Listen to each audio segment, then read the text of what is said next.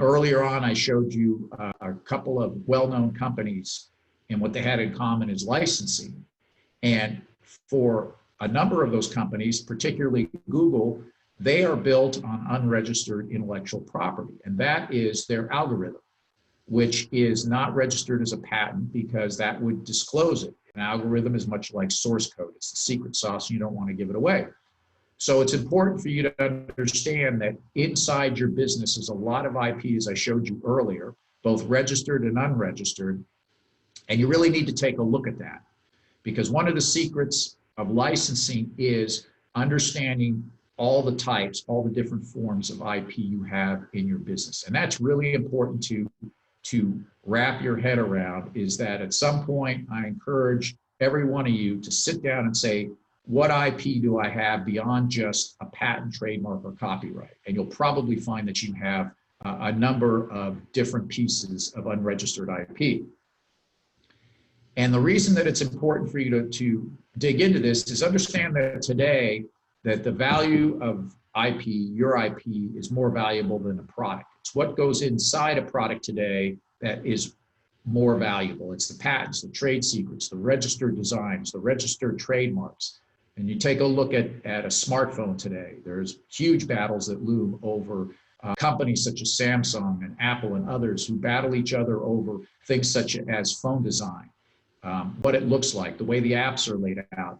They're battling over intellectual property, which is where the core value is, because the reality is that phone, that smartphone, is nothing more than a commodity item. What sets it apart is the IP that they have wrapped around it. And that's something we're going to talk about today as one of the secrets, is understanding that what you have wrapped around your product or services is your IP, and that could be a big differentiator for you.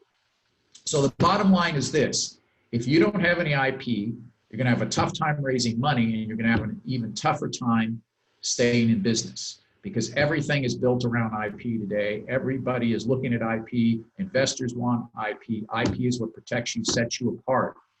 And so today, I'm going to be sharing with you some secrets of what you can do with that IP to really expand and grow your operating business or build up your startup.